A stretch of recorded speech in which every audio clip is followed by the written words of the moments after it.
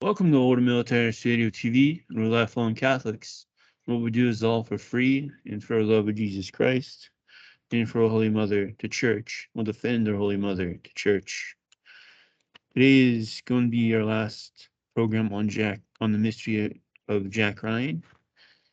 We're doing testimonies of family and friends, and we are with Brother Alexis Bonello. Thank you, AJ, for having me on Ordo Militaris Radio TV for this, our final episode about Jack Ryan. And it's been a very interesting investigation. I want to thank Mr. Sullivan for letting us read from his book. You show everyone his wonderful book, The Murder of the Real Jack Ryan by Daniel P. Sullivan. And there's links on the show page where you can get a copy. As I said many times, this is a book every Catholic family should have in their library. It's Catholic history. He was one of the very important, he played a very important role in Catholic foreign policy in the United States in the 20th century, and he held some very high positions. And yet he died tragically and mysteriously. And it certainly seems that his death was covered up. And only after a generation or two has passed that the family, demanding answers, has asked him to investigate. So a salute to all the family members out there. It's been wonderful to read about the life of Jack Ryan. And so in this episode, we're going to be like an appendix to what we talked about Mr. Sullivan's book. We're going to hear some of the information that has had from Jack's family, not from what Mr. Sullivan found investigating. So where do we begin today, AJ? Did we get a nice comment or something, or what? Yeah, we did. We got a nice comment. Let's go to it. If we got it. Okay, comments. Bear with me, folks. Firefox is giving us a little heck this morning. Mm-hmm. Thank you so much for all your hard work. We would love to help, but do not drive. Live close to Philadelphia. So if there's anything there I can help with, would happy to do it for Randy, you and brother Alexis. This is from Catherine, who lives in near Philadelphia. So thank you, Catherine.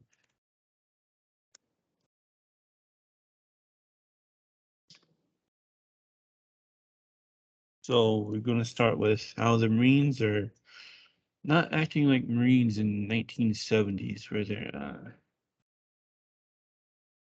not the PC Marines that we have today, but they act like it to Randy. Yeah, Randy joined the Marines. He did it just a month, 5 weeks before his father was killed. And whatever happened with Randy in his Marine career? So the U.S. Marine Corps recruit Randy Ryan had no doubt about what was going to happen. We were going to war, and we knew it. He recalled of his time at boot camp in July. He also discovered the effectiveness of the military grapevine. A captain looked him over at inspection one day and then asked, "Who is the Secretary of State?"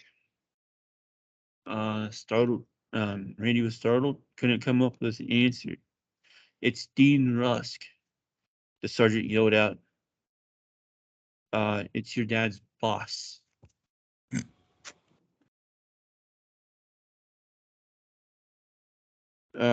Later at mail call, a sergeant yelled out, "Randy Ryan!" He came forward and was handed a large stuffed manila envelope, then was upbraided for not following instructions to receive only letters. He was ordered to get back in line, but was later called to an office and told to close the door. I want you to sit down here. Look at the pictures in the mail," the sergeant told him. I would prefer that you send them back to your grandfather, but I'm not going to tell you to do that. And don't tell him I told you to do that." So already things are going haywire because What the were they? Marines are breaking rules. What were they pictures of? Were they pictures of his father's murder? They don't say. Well, One is a glossy photos of Ed with Vice President Humphrey and their wives at the Humphrey home in Waverly, Minnesota. He learned later that his service record had been stamped political influence. Humphrey had free time on his schedule. On the same day the photos were taken, the Joint Chiefs of Staff were recommending to the White House the troop strength in Vietnam be increased to 179,000 by the end of the year. The vice president had not been informed, and Warren would learn about it later. Yeah, well, that goes to show you that who's pushing this agenda is someone outside the administration. And as we know, Harriman was behind it, and so was Rockefeller. So, Jack's father personally knew the current vice president of the United States. So, did Ed ask Mr. Humphreys to do an investigation about his son's demise? Well, yeah. And how far did he get? What was the response? That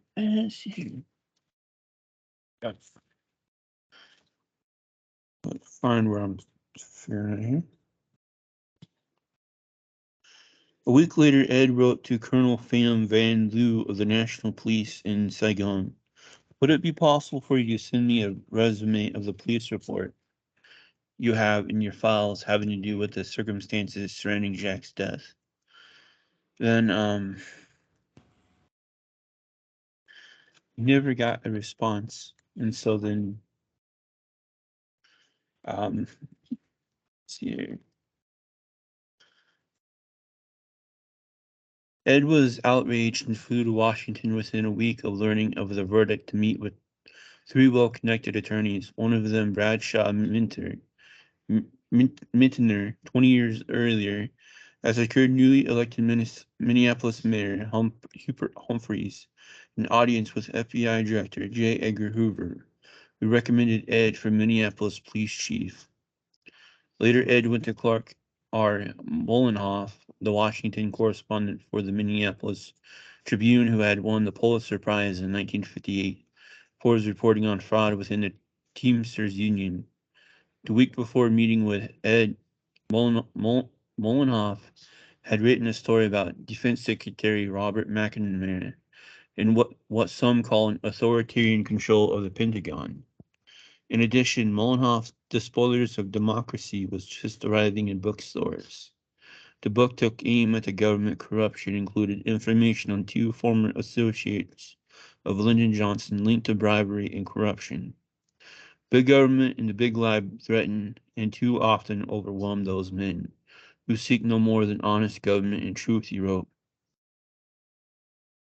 So Mollenhoff chose not to follow up on Jack's story. However, and Ed next contacted Minnesota Senator Eugene McCarthy, a Democrat who would run for president in 1968.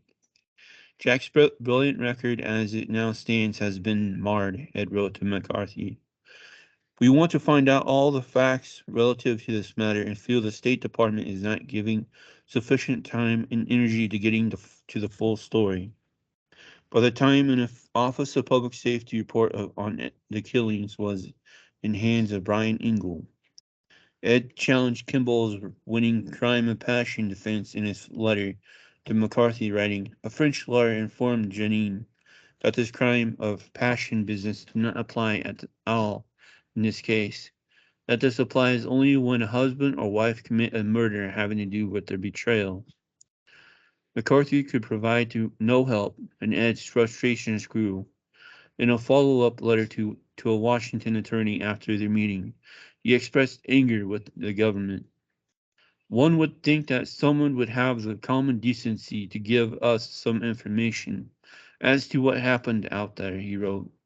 "All that remains now is for the Viet Cong to pay a handsome bounty to the murderer for having killed one of their most relentless and effective enemies." He pushed on, next seeking Ralph Turner, Jack's former Michigan State colleague, but Turner also had learned nothing. "I was in Washington briefly a few weeks ago and tried to learn additional information about Jack, but was unable to do so, Turner wrote. After that, Ed turned to George Miller, a former partner in international investigators who had taken a job with the Office of Public Safety in South Vietnam. Kimball and his lawyers had 3 months during which time they cooked up their beautiful tale and rehearsed it before the court appearance. He wrote, and Ed wrote more. If the United States officialdom handles all its foreign matters in the manner in which they handle this one, God help this country. That's prophetic. So he thought that the Viet Cong had assassinated his son. George called the vice president's office and let Humphrey Ade know that his father was the end of his rope. The Ed called the Office of Public Safety in Washington to report Ed's bitterness that his request for information was being ignored. An OPS inter-office memo in December 1965 stated that the matter would be passed on to the director Brian Ingle and spoke of a desire to saw the whole thing off. And that exactly what was done, with unpleasant job of sawing it off, falling in the lap of Humphrey. The vice president told Ed to back off. When Humphrey called and told Ed to get his oar out of the water, then that was that, Randy recalled. That was the story of government wanting to tell. There was no search for truth. At some point, Ed Ryan was told that his questions about Jack's death needed to end as a matter of national security, although something unclear if that particular directive came from Hubert Humphrey or someone else in the government. So, all you have to do is, put 1 + 1 together. And the only people who don't want a murder investigated are accomplices in the murder. Yeah. And so it wasn't the Viet Cong in this case. And this is why it's a question of national security. It would have unraveled the entire administration of Johnson and showed that someone in it with a lot of influence, not saying Johnson necessarily himself, maybe Harriman, or maybe Ingalls, or maybe Rusk, ordered this assassination and planned it and plotted it, and everything else was facade. But it's interesting you say that the Napoleonic Code, there's no such a thing if it's a crime for passion when you have two rivals for a woman's affection, one in a conflict. And that's an important thing. That shows you that the trial was completely railroaded, and it could only have been completely railroaded by the Vietnamese government being requested at the highest level. So as we said before, I commented, passing this case off to the Vietnamese was guaranteed way of getting Kimball exonerated. Mm-hmm. And this is what Ed runs into, shows that who's behind it. It's the U.S. government who was behind it. So any other members of the family speak out over the years about this or do research? So let's see.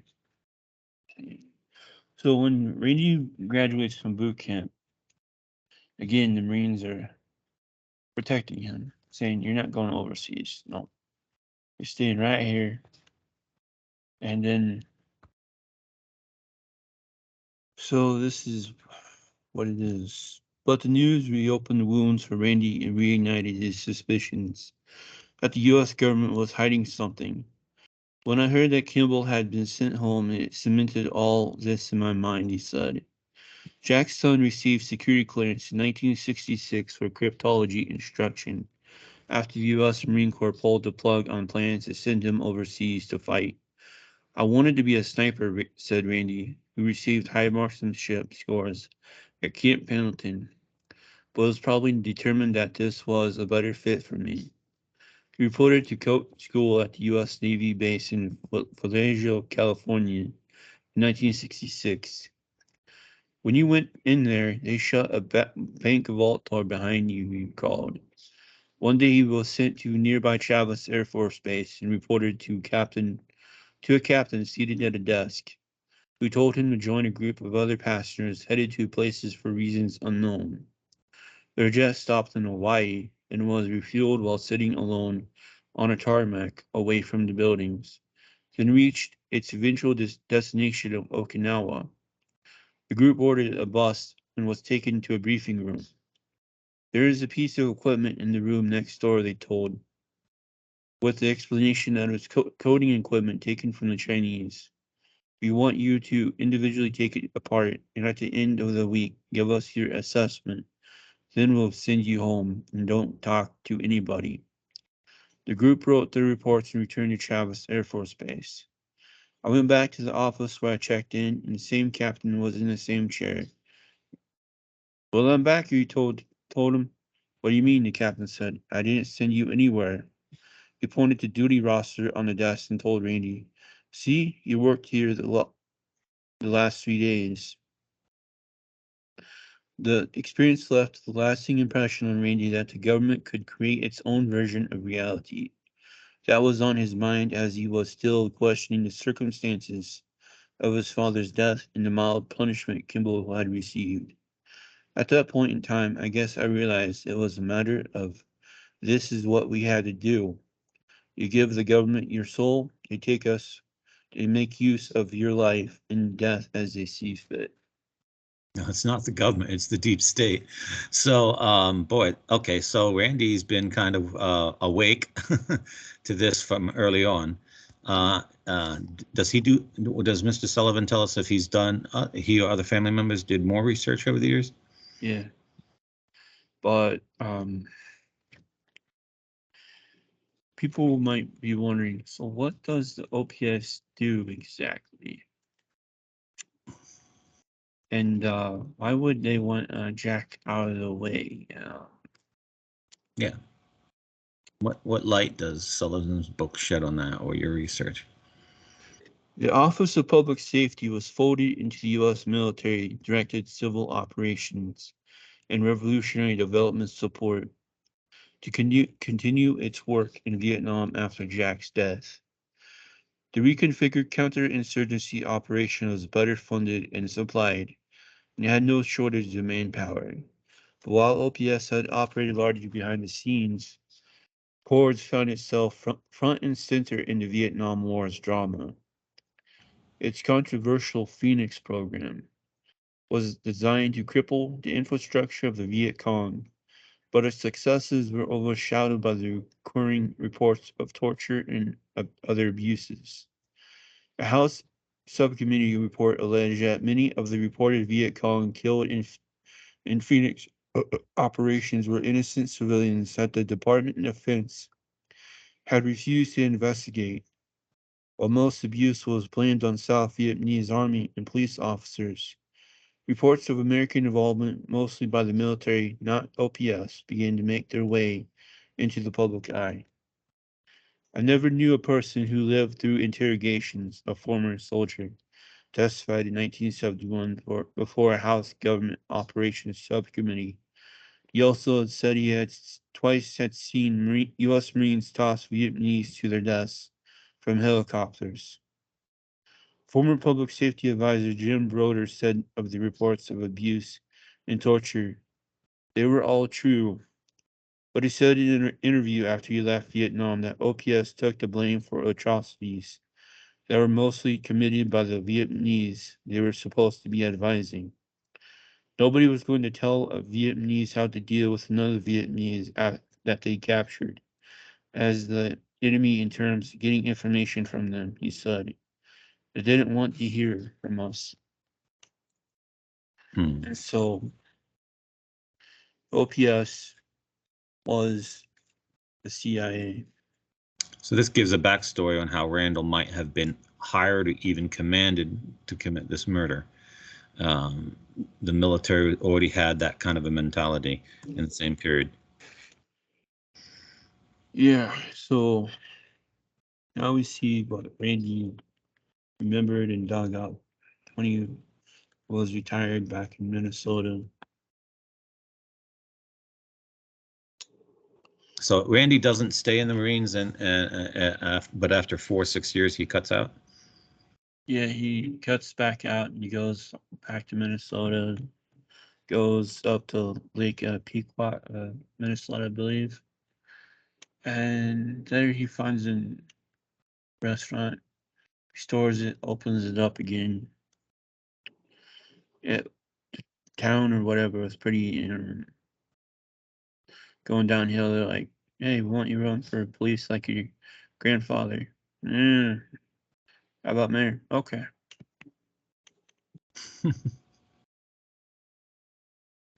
So he does that. But yeah. So it says Randy followed suit in his own way. He took over one winter. Let's get your thing in here. Winter when the mayor in his lakeside community headed south. He continued to serve in various roles in town government as he and his wife Mary raised their children. He also became licensed as a private investigator and worked across the upper Midwest.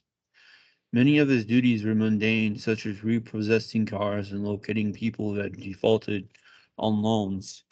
But his connections to law enforcement also carried him cases of bail jumpers and army deserters. One day in the early 1990s, he got a call from Bill Hanscom, who also was licensed as an investigator in Minnesota. They got together to talk mostly about business, but at some point, the conversation turned to Jack's death. Randy's recollection of their talk. He just basically said, "This is all BS. Don't believe any of this. Your dad was a real patriot and straight up guy." Hanscom didn't provide details, but the meeting added to Randy's suspicion that the story behind his father's death wasn't true. "That's what I base most of my belief on," he said. Randy turned to George for answers when he saw him, telling him he questioned whether Robert Kimball had killed Jack. He was very noncommittal about it, Randy said. Never said yes, no, or maybe about it. One reason for the doubt about Kimball's role involved George himself. He had ample capability of killing Kimball over the years, getting it done with his connections, Randy said. He would have been up to the task emotionally. Randy speculated that George might have thought Kimball was acting under orders. Mhm. So then goes on about him and George, and he starts to question him more. Mhm. Randy and George enjoyed a close relationship with his uncle in later years, but his attentiveness to grandmother Georgette reached a point of distraction for George on one of the infrequent trips back to Minneapolis. The three got into a discussion about where to eat, and after failing to come to agreement, Georgette turned to Randy. "So where should we go?" she asked, leaving it to him. "That's enough," George said to his nephew to decide. "I'm tired of fighting the ghost." He referred to Jack. "I was the embodiment of him to her," Randy said. And George was in Saudi Arabia when his mother died in 1996.